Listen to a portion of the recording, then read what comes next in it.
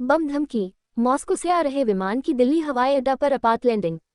नई दिल्ली, 14 अक्टूबर। भाषा। रूस की राजधानी मॉस्को से आ रहे एक यात्री विमान में बम की धमकी के बाद बृहस्पतिवार देर रात उसे दिल्ली अंतर्राष्ट्रीय हवाई अड्डे पर आपात स्थिति में उतारा गया। विमान में कुल 400 लोग सवार थे। अधिकारियों ने यह जानकारी दी। उन्होंने बताया कि रूसी विमानन कंपनी एरोफ्लोट की उड़ान संख्या SU-232 ने बृहस्पतिवार देर रात करीब 2:48 पर इंदिरा गांधी अंतर्राष्ट्रीय IGI हवाई अड्डे पर आपात लैंडिंग की। यात्रियों और चाल दल के सदस्यों को विमान से सुरक्षित बाहर निकाल लिया गया। पुलिस के अनुसार केंद्रीय औद्योगिक सुरक्षा बल CISF को बृहस्पतिवार रात को विमान में बम की चेतावनी वाला ईमेल मिला था। पुलिस के एक वरिष्ठ अधिकारी ने बताया कि विमान जैसे ही उतरा, उसमें सवार 386 यात्रियों और चालक दल के 14 सदस्यों को तुरंत उतारा गया। अधिकारी के मुताबिक विमान की जांच की गई और अब तक उसमें कुछ भी संदिग्ध नहीं मिला है। उन्होंने बताया कि विमान को अलग रखा गया है।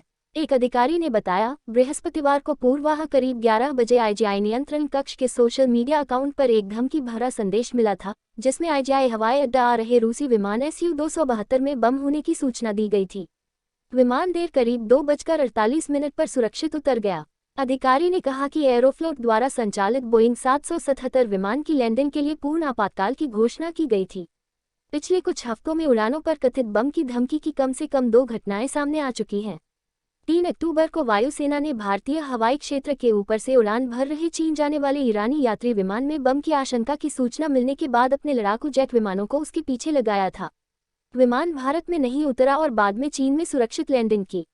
इससे पहले 30 सितंबर को IGI पर विमान में सवार 2 यात्रियों के बीच लड़ाई के बाद बम की झूठी सूचना के कारण मलेशिया जाने वाली एक उड़ान में देरी हुई थी। घटना में कथित रूप से शामिल 4 यात्रियों को स्थानीय पुलिस को सौंप दिया गया था। वहीं 12 अगस्त 2019 को IGI को टर्मिनल 2 पर बम होने की धमकी वाला एक फर्जी फोन आया था, जिससे लगभग 70 मिनट तक उड़ानों का संचालन